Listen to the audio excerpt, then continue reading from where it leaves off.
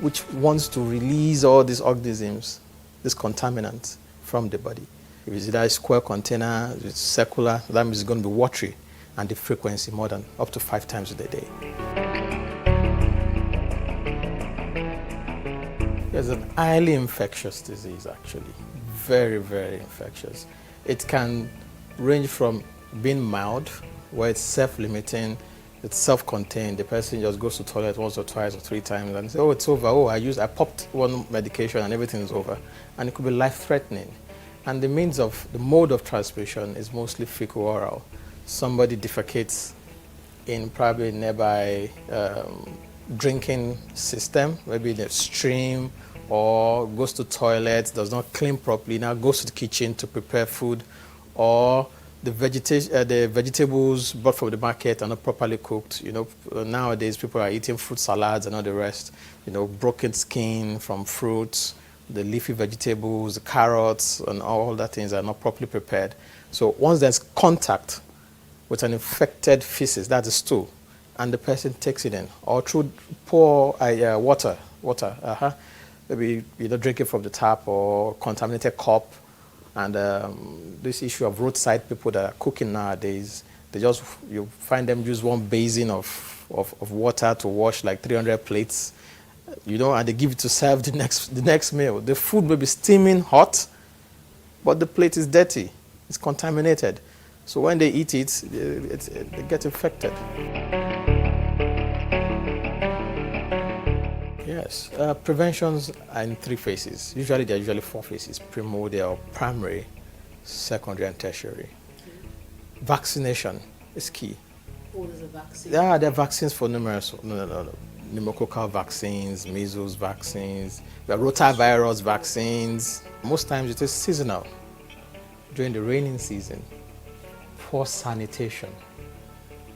You find people dumping refuse in a nearby drainage system, expecting it to flow out of the community. Just 100 naira or 200 naira or 500 naira every week to take away the waste, properly dispose it, has been difficult. So what they do that, the drainage is flowing. This flood. They put it in there for it to flow. And all this will form a stasis. It's going to stop somewhere, and there's going to be backflow. Now, most of these things will wash up to the stream. People go there to take drinking water, maybe to wash their clothes or to wash their plates. In communities where it's so bad, they might boil the water not up to what it should be. They may not filtrate so well. Or those that imitate and they do pure water, fake pure waters, fake bottled waters, and they sell it to the community back. So hygiene is key. So if that is not corrected, then you're going to be having infections over and over again.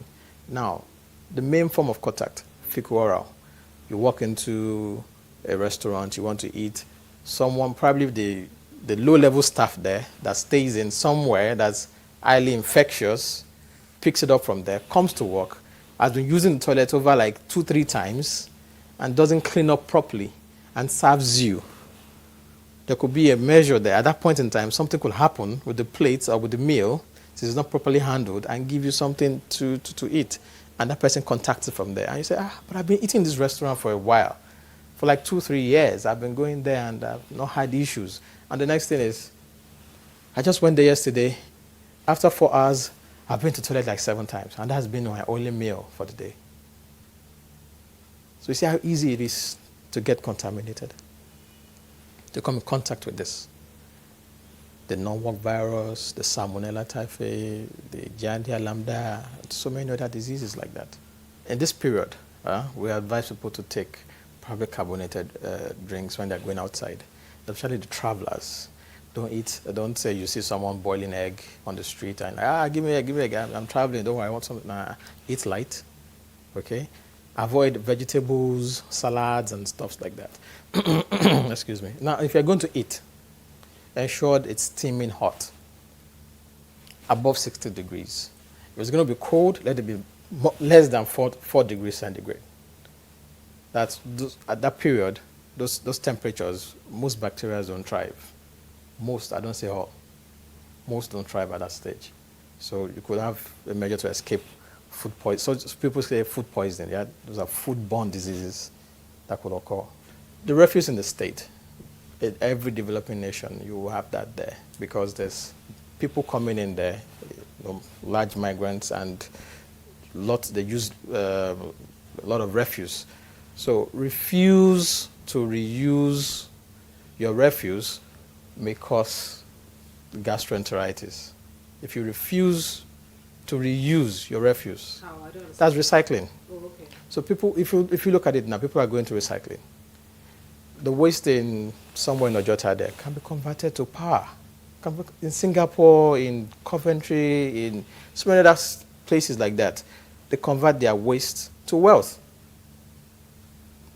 So why are we wasting it? The last time they had an explosion there at Ojota where they put refuse was a methane gas, which can be used and converted to energy. It doesn't cost anything. So I think the population, the youth out there, if you're looking for work now, start recycling cans. People are buying them. They're exporting aluminum in granules. They're buying plastics. They are, it's cheaper to recycle nowadays. But whatever you're picking is free. So instead of blocking the drainages, pick them up. So the drainages can flow easily. So there can be reduction in the rate of unemployment, infection of gastroenteritis, and also the pollution will be reduced. To curtail an epidemic, there's a system in place. But how effective the system is, it's porous, let me put it that way. Every hospital in the state is tied to the local government. Also, the primary health care center is tied to the local government or the LCDAs. Every month, diseases seen in hospitals are reported to local government areas. Data has been collated and sent to the monitoring agency in the state. If this data is used for data's sake, like, we've collated this, and there's no implementation or review of the diseases that are present, well, that's the way to spot epidemic. 13 hospitals have picked up 5 patients each in social areas. We have gastroenteritis. No, it's dysentery. No, it's cholera. We've been able to identify in certain areas. Yes, there are warning signs. But take note, most of these people don't get to the hospitals. So government should be able to cater for that. How would they cater for that? They need to come to the community more. Just the way they go about the national immunization program, where they go around door to door. They need to go around, knock doors, and talk to them. This is waste in front of you. Why are you keeping waste in your compound? No, take them out. We're going to be fined. Okay, let's help you to take it out. You can't afford it. Such measures could come in place, like incentives for them. Okay, you in this house, if you take away your trash, we'll give it to you free. Probably at the end of the year, if you're able to pay $6,000 for the whole year to remove your trash, we'll give you rebates, we'll give you awards. Things like that should come into place to give people incentives. Because everybody wants the easy way out. They rather throw trash in the drainage. They rather just go out there to buy medication over the counter to give the child. They rather just ignore government policies when there are no incentives. But if this mass communication incentives, if there are things to make people do the right thing, so the government should go ahead and embrace it. People that usually present, they come with I've got abdominal cramps. After going to the toilet the first time, it relieved. No, the cramps is coming back. So there's a cramp and they go to the toilet. Certain organisms, are culprits for that. I've been vomiting. I feel like vomiting. Those are signs, those are symptoms. So they need to present to the hospital. But in case they need a first aid, someone that's probably not vomiting, there's ORS. They can take the rapid salt therapy and quickly drink. They can make it at home, and quickly take it before presenting to the hospital. So when they come to the hospital, probably they've been vomiting. Someone who's vomiting cannot take orally then. So we need something more. So I would advise, don't go to the over-the-counter and purchase certain medications for it. You don't know what you're treating. It may just be virus that doesn't need antibiotics at all. It could be self-limiting that will go on its own. But if you can't go to the hospital that you can't afford, go to the primary health care center. Just check in there and lodge the complaints. Let's see before it gets worse. Because if it's cholera, it's deadly. It's highly contagious. In an hospital setting, they quarantine such people. You set them apart, then you try to rehydrate with fluid much more than what the person will probably afford at the end of the day. So let us be penny wise and pounds foolish.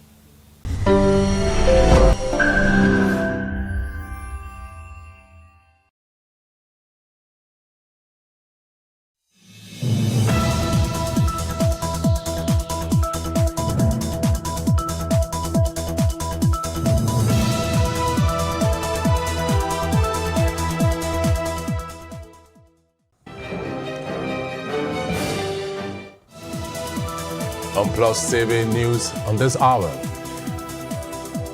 President Buhari enlarges interim management committee of Niger Delta Development Commission. 3 killed and 6 others injured as Al-Shabaab attack passenger bus in Mandera.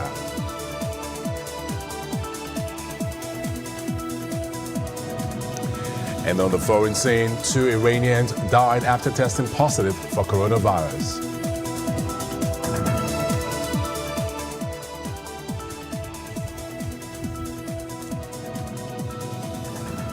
Many thanks for joining us on News on the Hour on Plus TV Africa. Here are the stories making the headlines. I am Benny Ark. President Muhammadu Buhari has enlarged the interim management committee of the Niger Delta Development Commission from 3 to 5. A new acting managing director, Professor Kembre Dikumo Ponde, has also been named to replace John Nune. The changes were announced in a State House statement by Buhari's media aide, Mr. Femi Adesina, on Wednesday. It said the 5 members of the committee are now Professor Kembre Dikumo Daniel Ponde, who is the acting managing director, replacing Barrister John Nune, Dr. Cairo Ojubo, acting executive director of projects, and Ibanga Bassi Etang, acting executive director of finance and administration. Mrs. Caroline Nagbo, member, and Cecilia Bukola Akintomide, OON, a former vice president with African Development Bank, member. Professor K.D. Ponde, the new acting managing director, is a professor of medicine at the Niger Delta University and former provost, College of Health Sciences of the institution. President Buhari had earlier approved that the interim management committee will be in place till the forensic audit of the NDDC was concluded. Some Nigerian ministers were at the Nnamdi Azikiwe International Airport on Tuesday to supervise the process and screening of the passengers coming into the country in order to prevent coronavirus spread. They include the Minister of Information, Lai Mohammed, Minister for Aviation, Hadi Sirika, and Minister of State for Health, Olu Nimbe Mamora, and Minister for Humanitarian Affairs, Disaster Management and Social Development, Sadia Umar Farouk. Mohammed, while addressing journalists during the inspection tour, assured the screening and adequate surveillance are ongoing at major entry points to the country to prevent the spread of the virus. Boko Haram insurgents on Tuesday attacked 2 communities located 6 kilometers from Chibok in Borno State, where over 200 schoolgirls were abducted by the sect in April 2014. The terrorists reportedly attacked Kwarangulum and Siha villages, burning houses and other property during the raid. But troops stationed in Chibok were said to have mobilized to the communities under siege. The spokesman, Kibako Community Development Association, Dr. Allen Manasseh, confirmed the development on Tuesday. Manasseh explained that the residents fled to Chibok for safety. The bill to establish the Ondo State Security Network Agency and Amotekun Corps 2020 has been committed to the House Committee on Security. This followed a robust debate on the benefits of the bill when passed into law. Clerk of the House, Bode Adeyelu, had earlier read a letter from the executive on the need to establish the security agency in order to assist in maintaining law and order across the state. Speaker of the House, Bamidele Oleyelogun, who commended other lawmakers for cutting short their recesses for the second time to attend to state matters, urged them to give the bill the desired attention in view of its benefits to the people. The majority leader of the House, Jamil Suleiman Maito, noted that the bill, when passed into law, will assist in reducing social vices in the state. And joining me live in the studio to deliberate on this further this evening is political analyst Francis Chilaka. Thank you, Francis, for staying with us still. Now, what do you make of the recent attacks in Chibok? It is sad. It is really, really sad and painful. But one thing I'm still trying to grapple with is, what is there in Chibok? Chibok and Dapchi, what is there? Because the attack has been, focusing on Chibok within that environment. So there must be something there that some of us are not aware of. Okay. And then, based on that, I think that even other attacks going on, outside Chibok is more like a distraction. But there is something there that keeps bringing them back to that place. So the government needs to put its intel together and find out what is there. And then I keep asking myself, where were the military as at this time? Yes. When the attack was done? How did they enter the place? Did they crawl? Because one would have assumed, given the reprisal attack that's happened in Borno State and Chibok, and that there would have been a military base station in that area. Well, I know that I thought they said the command has been moved to Borno. So what is happening? How long will we keep letting bloods in this country? Who are these so-called Boko Haramists? Who are they? If they are Nigerians, it's unfortunate that they do not have the blood of Nigerians running in their systems. Yeah, okay. Well, what do you think our military or other security agencies, outfits are not doing right? Seemingly we're having reprisal attacks and kidnappings and killings across the country. What are we not doing right? Intel gathering. We need to spend more resources in gathering intel. Because if they're getting the right intel, the military, the police should be more proactive in responding. But unfortunately, we keep waiting for the attacks to happen. We keep waiting for houses to be burned. We keep hoping for people to be killed before we now hear, oh, they have mobilized to go to the site. They should be proactive. They should have an intel. And do you think the emergence of this security outfits like Amotekun and Shege Kafasa and also the Ogbunigwe, do you think they will solve most of the security issues in these communities? Intel gathering, because they live within the community. Well, initially when this security outfits were thrown up, yes, they were supposed to be regional. Yes. And now you're breaking them down to the states once more. So I don't understand how effective that would be. It seems that we're afraid of this word, regional, in this country. It seems we're afraid because bringing it down to the states, you'll find out that it will still not achieve what it is meant to achieve. Some states may decide they don't want to accept it. Yes. So I think that there's something fundamentally wrong in our security architecture. Now, let's look at it this way. With the myriad of security challenges facing bedeviling our nation, do you think the calling for the sacking of a service chief is justified? It's long overdue. You can't be doing the same thing the same way and expecting a different result. For me, I have always said that, there's a point in life where people become saturated. No new ideas. You bring in fresh blood, bring in fresh brain, and see to it. And I'll say this. I said it last time. I said, when you have only people from one region in security architecture of Nigeria, you will keep having that problem. Bring in people from different... Nigeria is made up of many ethnic groups, or regions, as we would say, 3 major regions. Bring in people. Ideas, knowledge is power. And I think that what they need to defeat Boko Haram is knowledge and power. And do you think the fight against insurgency is overwhelming for our security agencies and the federal government? Do you think it's become overwhelming for them to handle? With what has happened, yesterday, one can say yes. They're becoming. They no longer have the cohesion to fight. Maybe they're not being motivated enough. You and I know that when Nigerian soldiers, the Nigerian police go outside Nigeria, they do wonderfully well. So the problem we have is that they have not imbibed the spirit of internal protection. They have not. That's where the problem is. So we need to look at our men. I have a lot of respect for the Nigerian, the military, the police, the men and women who are in the line of fire. Maybe the government needs to encourage them the more. Because it's painful every week.